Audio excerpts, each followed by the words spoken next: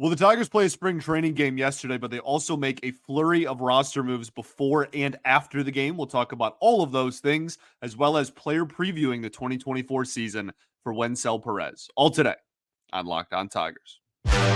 You are Locked On Tigers, your daily Detroit Tigers podcast. Part of the Locked On Podcast Network, your team every day.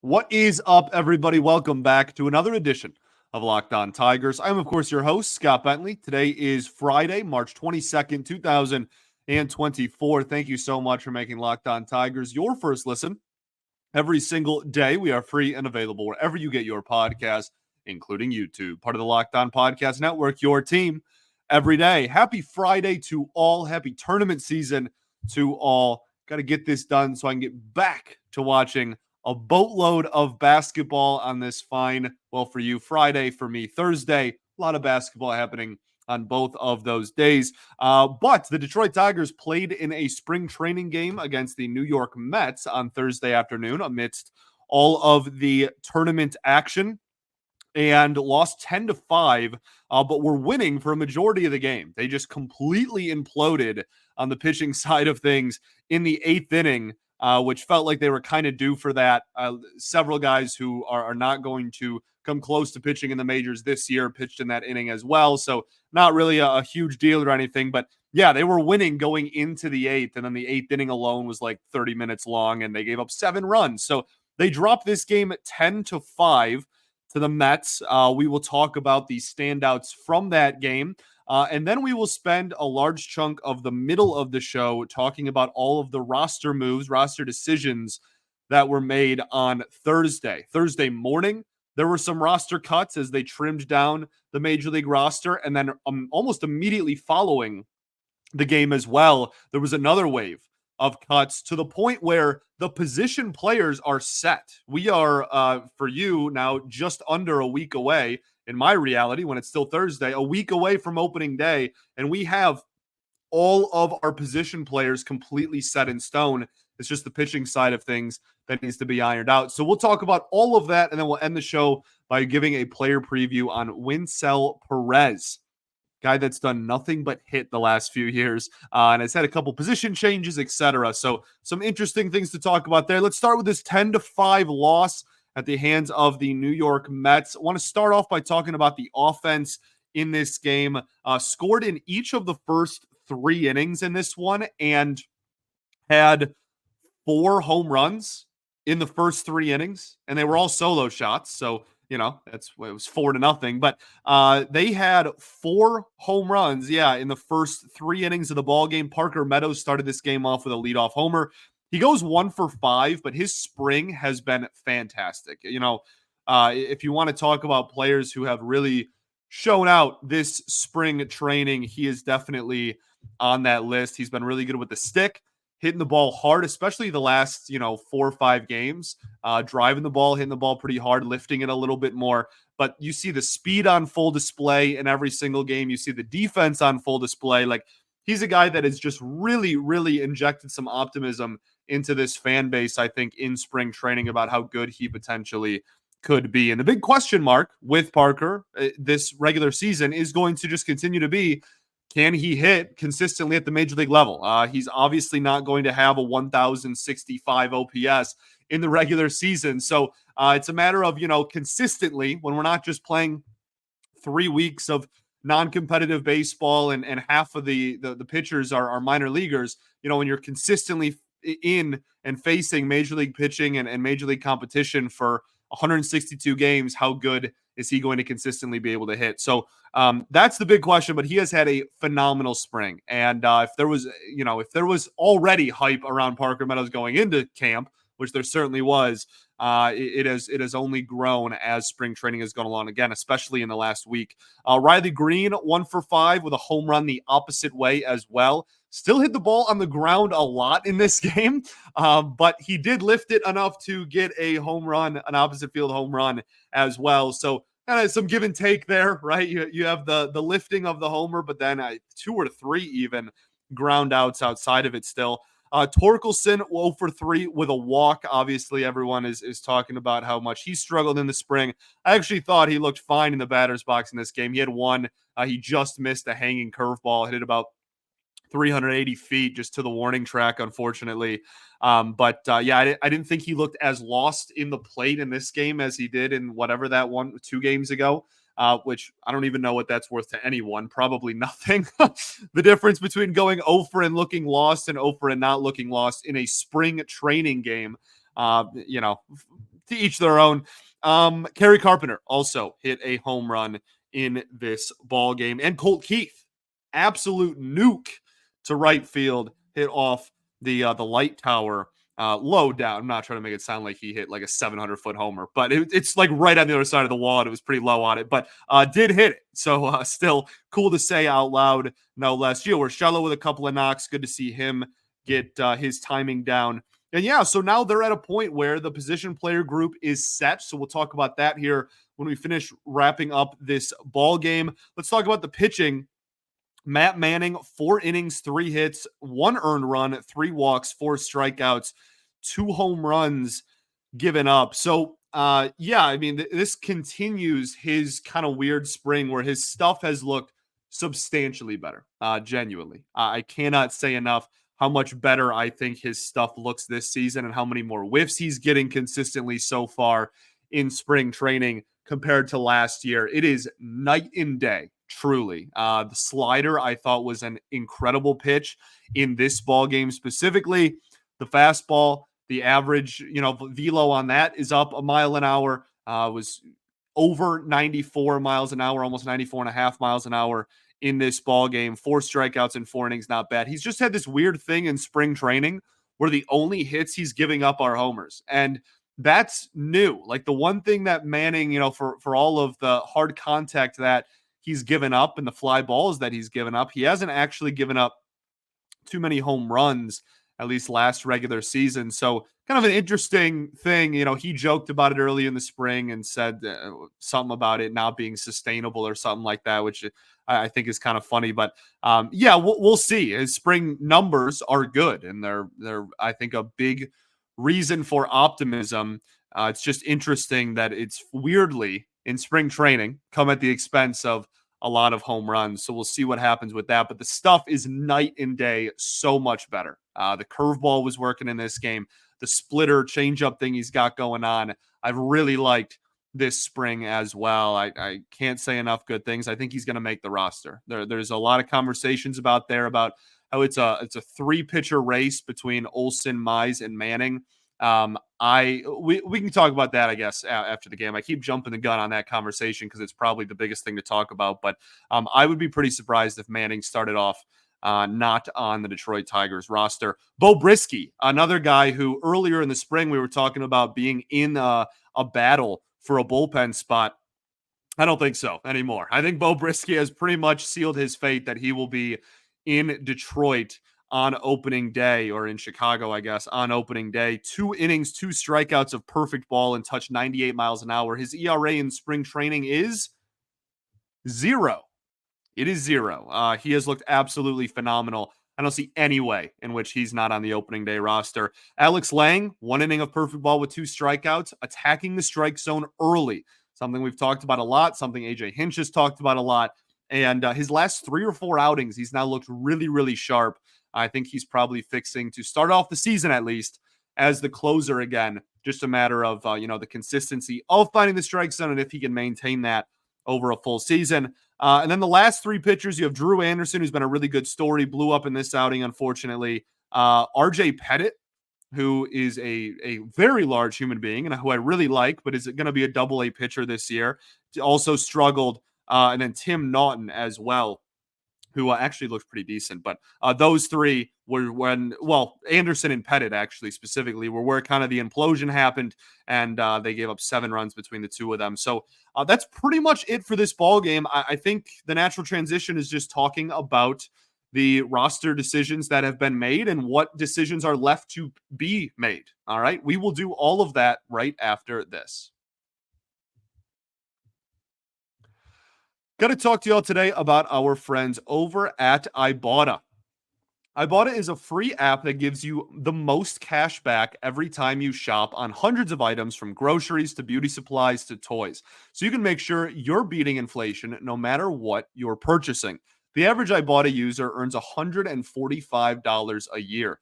That could cover the cost of an entire shopping trip, buy you that flight you've been eyeing, the game you're dying to go to, or the fancy dinner you've been craving. Other apps give you points that don't really amount to much at the end of the day. With Ibotta, you can just add your offers in the app and upload your receipt to get real cash that you can cash out into your bank account, PayPal, or to gift cards. So join over 50 million savers and earn cash back every time you shop from over 2,700 brands and realtors, including Lowe's, Macy's, Sephora, Best Buy, and more. Right now, Ibotta is offering listeners $5 just for trying Ibotta and using code LOCKEDONMLB when you register. Just go to the App Store or Google Play Store and download the free Ibotta app to start earning cash back and use code LOCKEDONMLB. That's IBOTTA in the Google Play or App Store and use code LOCKEDONMLB. Also got to talk to y'all about our friends over at FanDuel. Of course, it is tournament season, and you can say goodbye to busted brackets because FanDuel lets you bet on every game of the tourney. Whether you're betting on the big upset or the one seed, it's time to go dancing on America's #1 sportsbook. Right now, new customers can get $200 in bonus bets if your first bet of $5 wins. That's $200 to use on point spreads, money lines. You can even pick who's going to win it all. Just visit FanDuel.com/lockedon and bet on college hoops until they cut down the nets. All right, everybody, welcome back here. Segment 2 of Locked On Tigers. Appreciate you all for tuning in, making us your first listen every single day. Shout out to the everydayers that do tune in every day. You can listen to the AL Central preview. It is up. It's on YouTube. It's on wherever in audio form, wherever you get your podcast as well, just in the Locked On Tigers feed. So if you're listening to this, you're able to listen to that as well. Great 40-ish minute conversation with all the other AL Central hosts. Very, very good listen. I think it was a good conversation. A lot of interesting takes and picks about what is going to happen within the American League Central. Always good. I'm talking about the team every day. I think it's good to get outsiders' perspective as well. So, give that a listen if you please. So we finished talking about this baseball game. I don't think there's anything else I really want to go over in the ball game itself. But outside of the ball game, a lot of roster decisions were made. Before the game started, the Tigers reassigned Trey Wingenter, Andrew Vasquez, Anthony Bemboom, Keston Hura, and Bly Madris, and Ryan Velotti to minor league camp. And that left them with 34 players remaining, according to the Tigers PR department itself. And then after the game, about an hour, less than an hour probably, after the ball game ended, they optioned Ryan Kreidler and Akil Baddoo to Toledo. So those two will be in AAA to start off the year. And then they also reassigned Justin Henry Malloy to minor league camp. He will obviously then start the year in AAA Toledo as well. So at the time of this recording, barring any other later in the evening decisions, which I don't foresee, the Tigers have 31 players remaining in their major league camp. They have to cut that from 31 to 26. Now, 5 players remaining, I guess actually doesn't seem like a whole lot, but that's still a lot of decisions left to be made. To simplify it even more, as I started off the show, the position player competition, we'll call it, is set. With Ryan Kreidler, Akil Baddoo, and Justin Henry Malloy being reassigned to minor league camp or getting optioned. That is it for the position player. You will see Zach McKinstry. You will see Andy Ibanez. You will see Matt Vierling. And then obviously Carson Kelly will be the backup catcher. So that is going to be your bench. That has been pretty much the conversation we've been having on this show ever since Gio Urshela was signed. That was kind of the mindset. I think that kind of took form very quickly. I would have been very surprised if it wasn't that. And again, we've been talking about that for a couple of weeks now, being that was probably how it was going to shape out. Ryan Kreidler obviously making a case, had a fantastic spring. And Ryan Kreidler will play, assuming health, I can almost assure you will play Major League Baseball for the Tigers at some point this year. Again, I think a lot of people get really caught up in opening day roster. It's a very long season, and there's a 0% chance that the entire position player roster stays healthy from opening day to game 162. And I think that Kreidler is going to be the first call if an infielder goes down, the first. And I think that in the outfield, Akil Baddoo is probably the first call there. And then you start getting into the conversation of Justin Henry Malloy.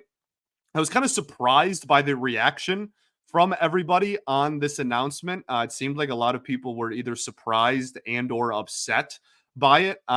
Maybe it's just because, again, we had kind of been prepping for this to be the move for a while, but like this, none of these are even remotely surprises to me. And I think that when it comes to, if you have maybe frustration about you wanting to see J-Hen at the major league level, that I completely understand. And obviously I want to see him at the major league level as well. But this is a situation where if he was a solid defensive third baseman, I think he absolutely is coming north with the team. And I think that he is on the roster on opening day. But they moved him to the outfield permanently.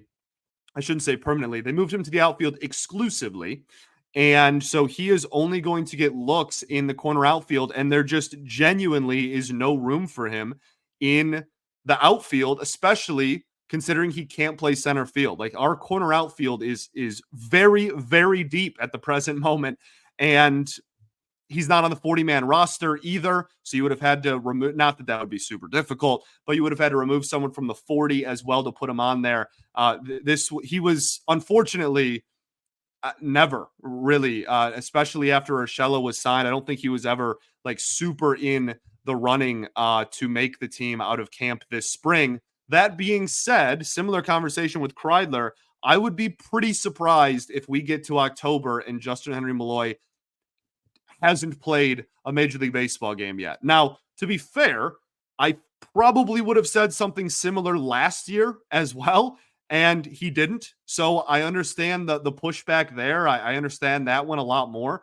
But I don't think opening day was really ever on the table. And we've been talking about that again on this show since like January. I don't think he would. That would have been a long shot for him, I think, to find his way on this roster. So that leaves us with the pitching side of things. And that leaves us with the battles that are remaining. When it comes to the pitching staff, the battles left are there. I think that there's one starting pitching spot left in the rotation, and there's one bullpen spot left as well. Now you can kind of expand that a little bit and make it for the bullpen and make it a little bit broader. But I think you're pretty much looking at a starting rotation battle between, I think it's Casey Mize and Reese Olson. There are a lot of people out there that think Matt Manning is thrown into that as well. I would be pretty surprised if Matt Manning was not on the Detroit Tigers opening day rotation. That would surprise me personally. I think he's a lot more safe than Mize and Olson in terms of their status on the roster. But technically speaking, all three of them have options, and all three have looked pretty darn good this spring training. So it's going to be some combination, two spots in those three pitchers. And then in the bullpen, you have, I guess if you want to make it as broad as possible, you have three spots open, and those three spots are between Will Vest, Alex Faedo, Joey Wentz, and Bo Brisky. I guess you can throw Miguel Diaz in there too, but I don't think Miguel Diaz is making this team, unfortunately. He's also out of options, so he might not be in the organization in the next week. But I think that it's really three spots for those four gentlemen. I think that's kind of what we're going. And if you want to make it more concise, right, and less broad, I think that it's pretty much just straight up Joey Wentz versus Alex Faedo at this point. Maybe you can throw Will Vest in there, but I don't think Bo Brisky's in a competition. I don't think Miguel Diaz is seriously being considered for the opening day roster either. So you can kind of make it that. And we've talked a lot about Joey Wentz and how he's out of options, and that I don't think the team wants to let him just walk, and some team will claim him and try the reclamation project. And he's been pretty darn good this spring training as well, with the fastball velocity up due to the fact that he is in the bullpen. So I think that Joey Wentz is making this team. I think Alex Faedo is going to be the first kind of call to AAA. I think he's going to start off the season in Toledo, and Faedo is going to be the first call down to the minors if there is an injury in the bullpen. And I think Brisky, Vest, and Wentz are going to make this roster. That's where I stand. Okay. I have been wrong plenty, right, about especially on opening day rosters. There's a couple players over the last couple of years. I'm usually good for one swing and a miss on when it comes to opening day rosters. So maybe there's something in the starting rotation that I'm not seeing. Maybe it is Matt Manning, and I'm just totally off base with how I feel about it. But that's kind of where I stand right now. And I get a lot of questions about 6-man rotation or piggyback starter or putting Olsen in the bullpen, etc.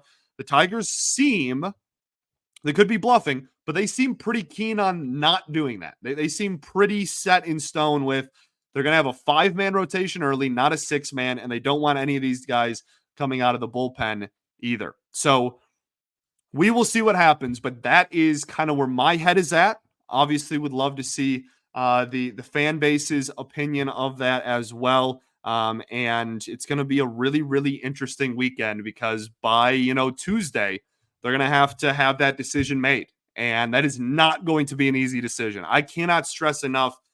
Like if I had to guess today, I would say Manning and Mize are going to make the rotation. But I mean, goodness, that's an impossible decision. I'm very glad. I think Jake Rogers had a quote where he said, "I'm very happy that that's above my pay grade," and I would agree with that. That is a very, very, very difficult decision. Those 3 guys have looked really good all spring.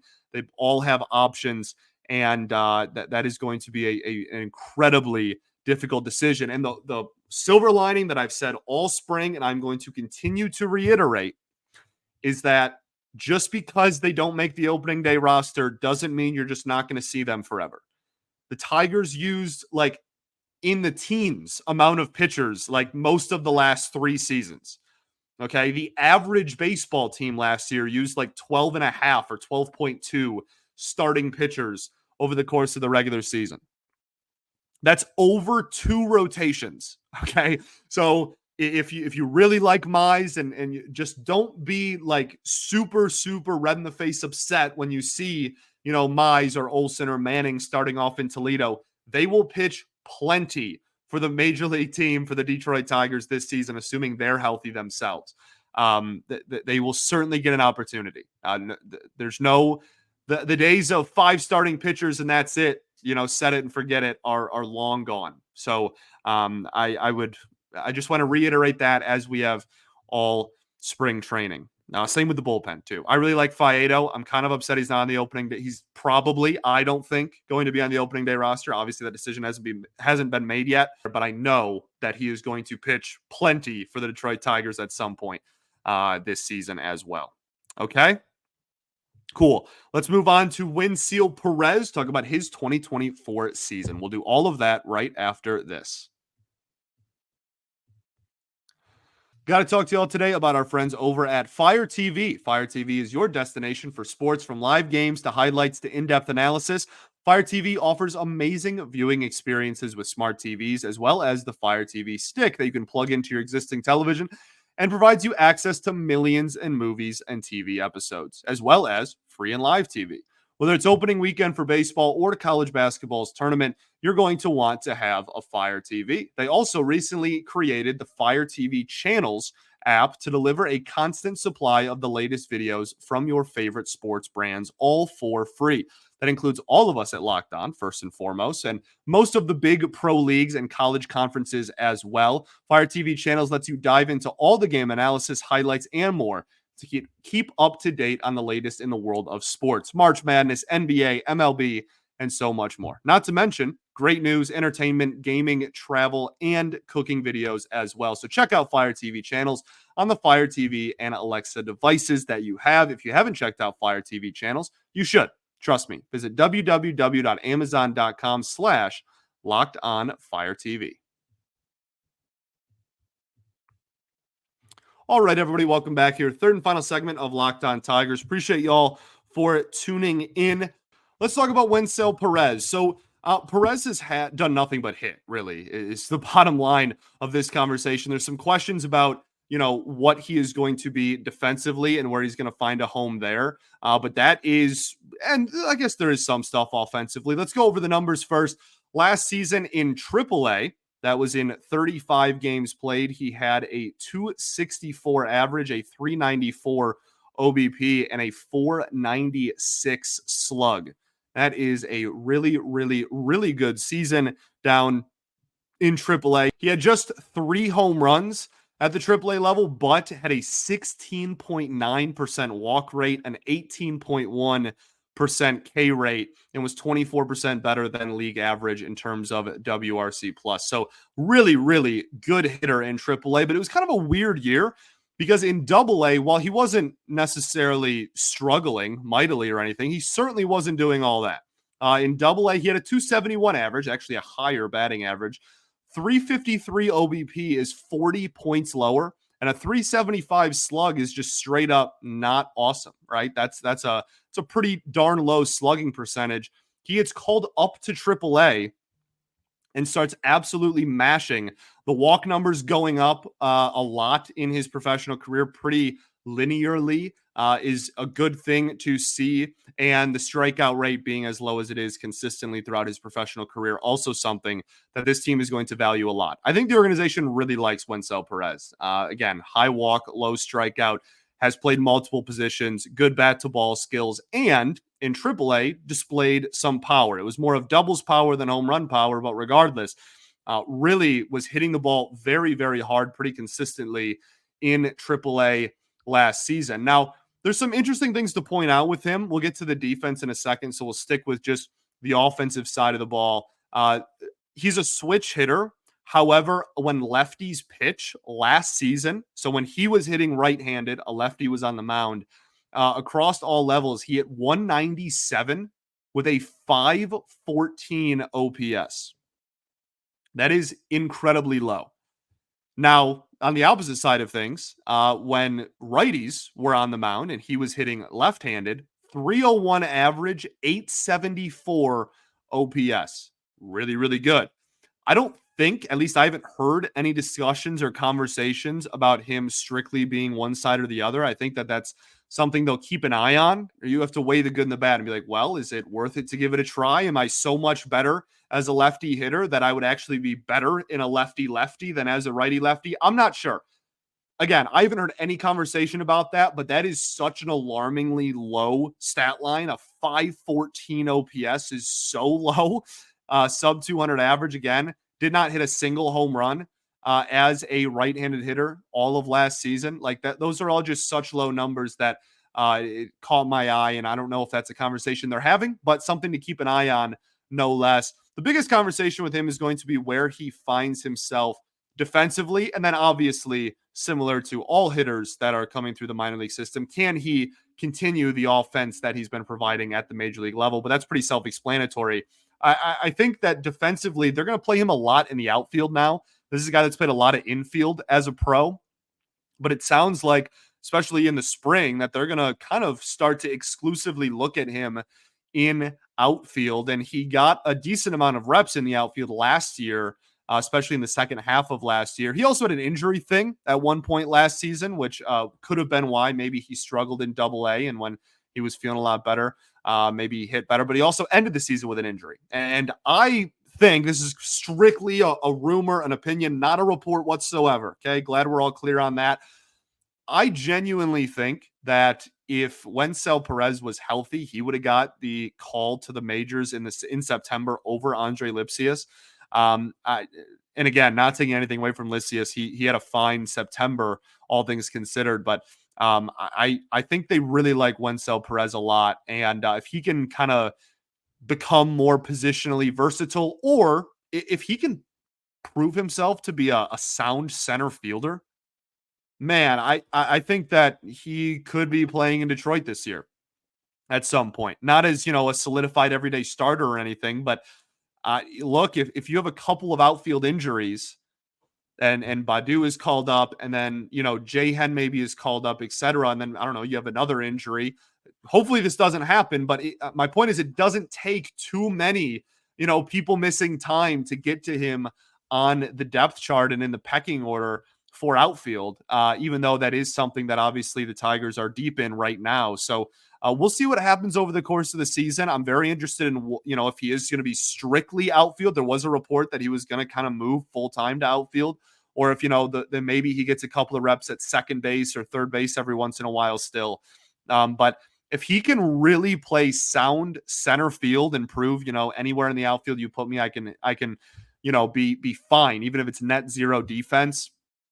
And then obviously the question mark of how much of the walks and the high walk number and low strikeout numbers translate to the majors. The power, obviously a big thing, big question mark with him. Has a lot of doubles ability. Never going to be a high home run guy. So about how hard he can hit at the next level, all again, self-explanatory, just progression stuff. But I think that's mostly what I'm looking for. He's on the 40-man roster. I'm really pumped he's on the 40-man roster. Again, I don't think it would take too many people to miss time to get to him on the pecking order because he is on the 40. I'm kind of expecting him to hopefully, my hope is, solidify himself defensively in the outfield, maybe even prove to be a fine defensive center fielder, and then keep those walk numbers up and those strikeout numbers low, baby. Keep ripping doubles into the gap. That obviously is his friend as well. But yeah, a guy that has just really done nothing but hit and reprove himself every step along the way. Pretty easy guy to root for. So we will see what happens. All right. Thanks for making Locked On Tigers your first listen every single day. Shout out to the everydayers that do tune in every day. We will be back tomorrow. No, we won't. We'll be back on Monday, recapping probably some baseball games, but also I'm pretty sure that a majority of the conversation on Monday is likely going to be about the roster situation. We'll see. Maybe they wait and make the decision on Monday. But early next week, you're certainly going to get a full kind of final roster breakdown. I've said what I think on it. Obviously, there's a lot of differing opinions on there, and it is a very, very close battle across the board, no matter what. So we will see what happens. Big decisions, tough decisions being made. And then the only player previews we have left are Javi Baez, who I already said I'm saving for last. And then, Kiter Montero. Those are the only two. So you can expect those next week as well. All right. I'll get you out of here. Peace and love. Going to therapy's dope. I'll catch y'all then. Go Tigers.